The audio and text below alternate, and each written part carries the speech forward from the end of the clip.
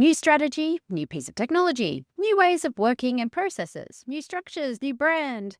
These are all examples of changes we typically see in most organizations. And because they've become more commonplace, it's become easier to slip into the habit of having a typical communication strategy and plan as well. We all do it, especially when we're under the pump and we're trying to juggle so many different projects at once. And sometimes, I'm not going to lie, it makes sense to simply copy and paste from one comms plan to another, again, where it makes sense, especially when changes are very similar. But in these habits and in the rush lies a problem. If we keep making the same mistakes, then we don't get the outcomes we want. And when you're just copying and pasting from one plan to another, those mistakes just keep happening. What are those mistakes, and are you making them? And what should you be doing instead? That's what today's episode is all about. Hello, friend, and welcome back to Less Chat and More Matter, the Communications Podcast. My name's Mel Loy, and I'm recording this on the lands of the Yagara and Turrbal people here in Meanjin, Brisbane. And on today's episode, I'm sharing 5 of the common mistakes I see in communication strategies and plans, especially when they're supporting internal change.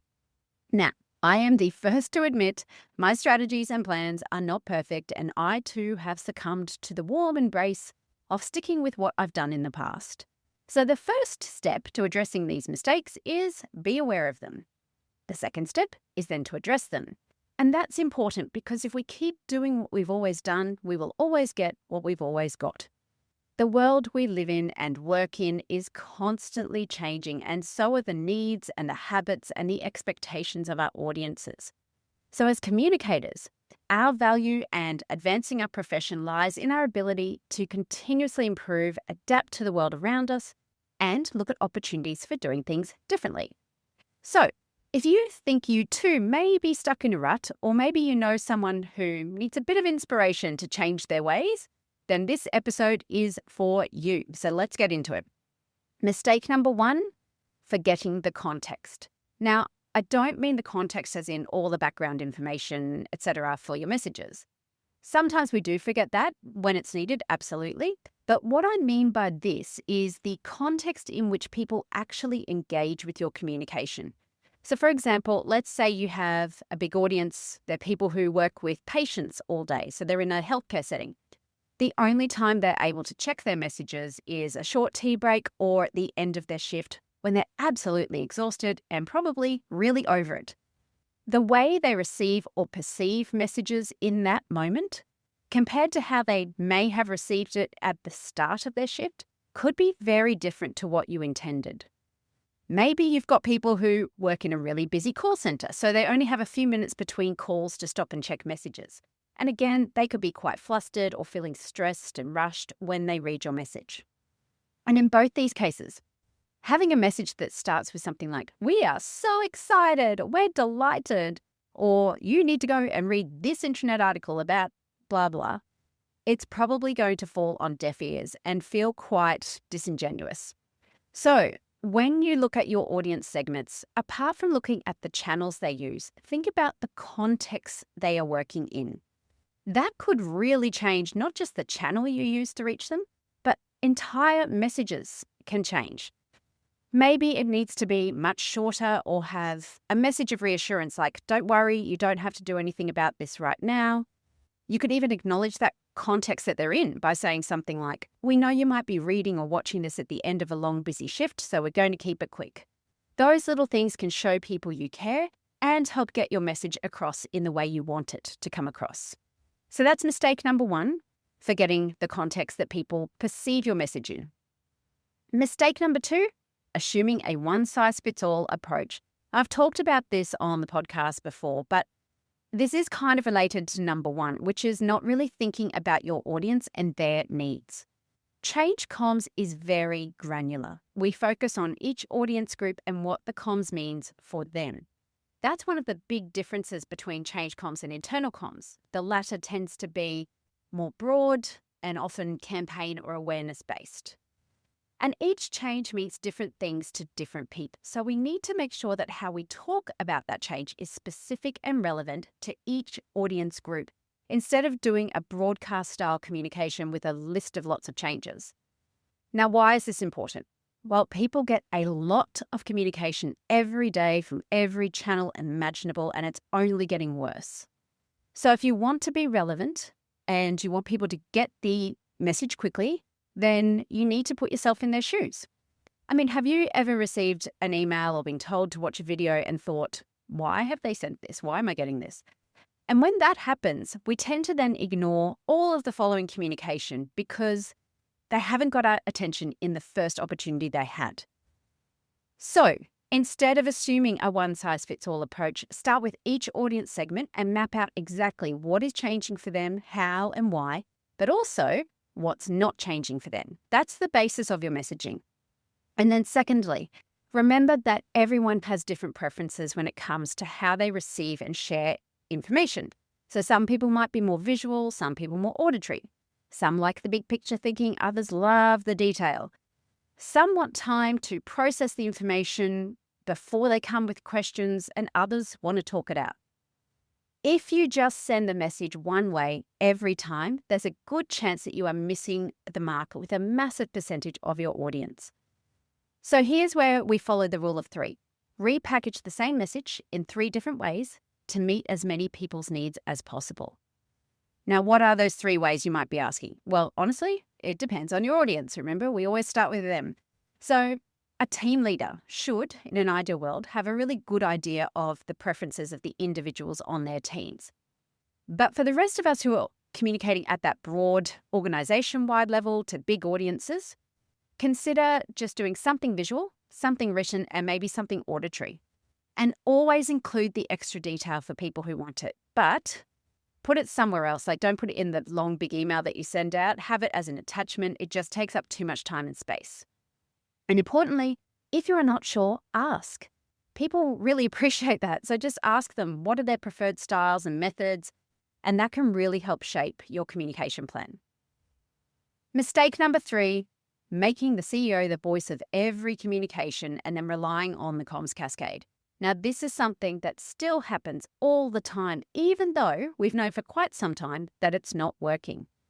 When we make the CEO the voice of every comms, it's problematic for a few reasons. Number 1, we know from research from sources like Edelman and Gartner that the CEO is not the most trusted voice in the organization. In fact, a new survey from First Up has just come out. It's quite a small survey, but it backs up this as well. So literally just back in August. And in this survey, more than 52% of people who were surveyed said their direct manager is their most trusted source for company updates. Only 10% said the same of their senior leaders. And employees rely on their managers for more than just updates. So 53% turn to their manager first with a work-related question. And then 86% of them rely on their manager, to translate company updates into what those changes mean for them. That's the importance of that role. We cannot underestimate it. So when you have that CEO comms, it's not coming from the most trusted voice, but also when you are using the CEO for every change initiative, you start to water down the importance of it, especially if the change doesn't actually impact the whole organization. And then we have the broken cascade, which again, we've talked about before. At most, only about 30% of messages that start at the top of an organization actually get to the front line. So you have a voice that nobody listens to and a message that nobody is getting. What can we do about it? Firstly, choose the right voice for the audience. Who is the most influential person for that particular audience segment? As I said, it is likely to be their team leader, maybe a department head. And you want to make sure that message is meaningful and relevant to that audience. And secondly, don't just rely on the top-down comms. Think about the bottom-up, the sideways-in comms as well. So do you have some peer networks in your business that you can tap into? Are there other means of getting messages directly to the front line, like a forum or a chat group that they always use? We have to think outside the box and around it and in it. Okay, mistake number 4. Focusing on the business perspective, not the employee perspective.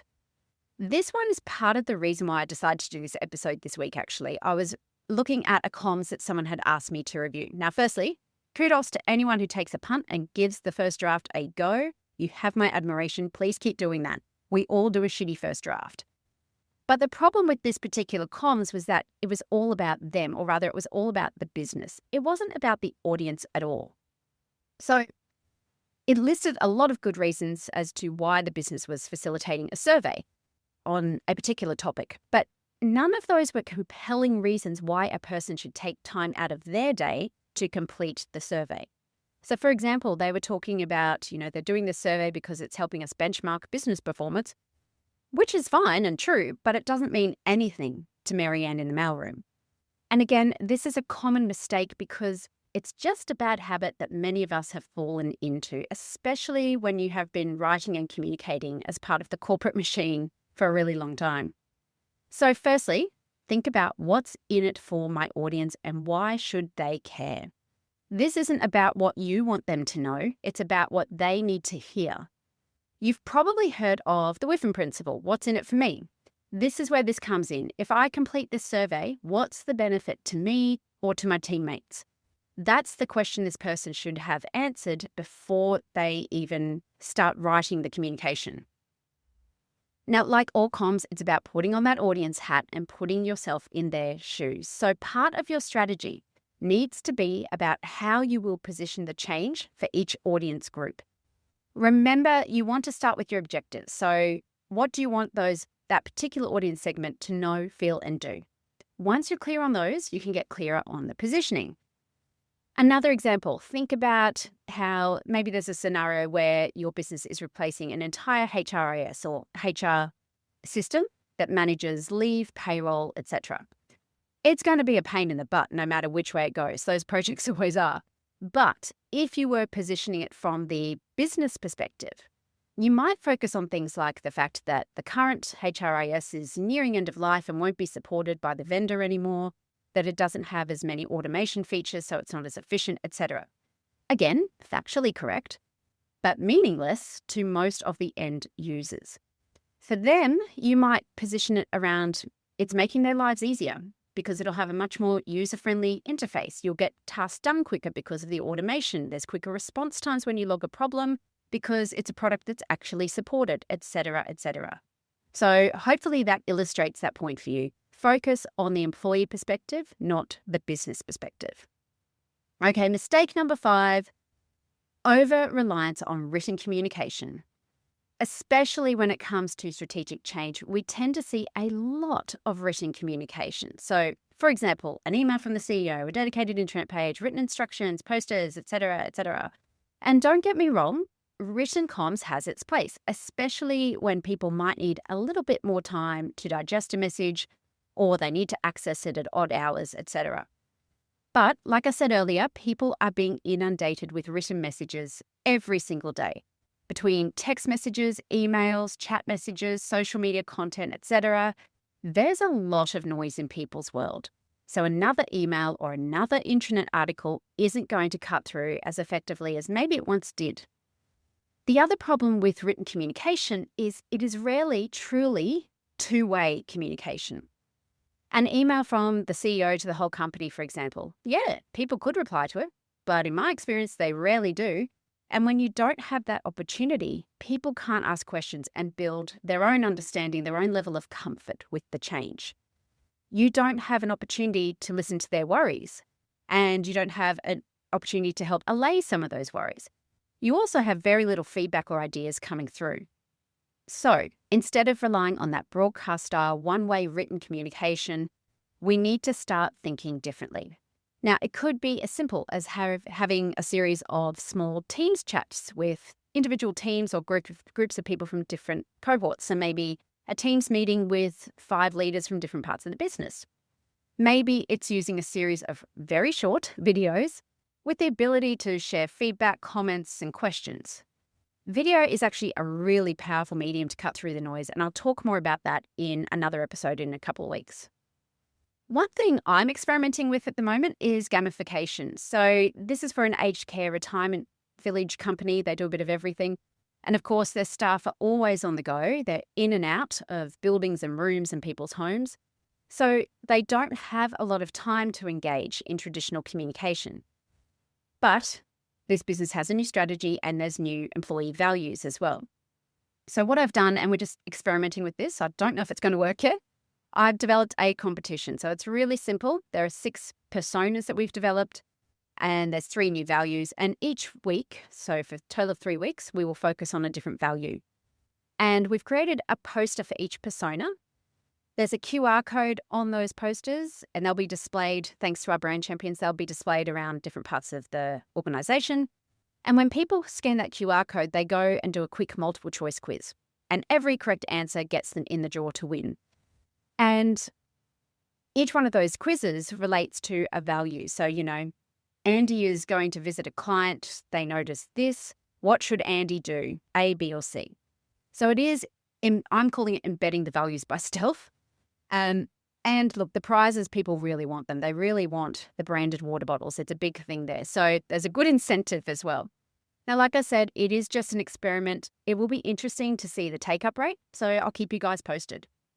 But you get the idea. There's lots of ways outside of written comms that we can engage people more quickly and effectively. And again, it's all about cutting through the noise, but doing it in a way that is easy and effective and, importantly, memorable. Okay, folks, so that's today's episode. So it is time for your recap. Today, I shared 5 common mistakes I see in change comms plans and what to do about them. Number 1, the problem was forgetting the context in which people engage with your communication. And the solution? Ask them what would work best for them and consider what they need and want when engaging with your message. Number 2, the problem was assuming a one-size-fits-all. So typically, a change program will mean different things to different people. So the solution is that your approach needs to be different too. That means potentially a different voice, a different channel, and even a different message. And remember, people consume information in different ways. So I recommend repackaging the same message in at least 3 different ways. Number 3, the mistake is making the CEO the voice of everything and then relying on the comms cascade. Instead, look for more trusting voices in the business like team leaders and peers. Don't just rely on the top-down approach. Think about reaching people from the bottom up and the outside in. Mistake number 4, focusing on the business perspective, not the audience's perspective.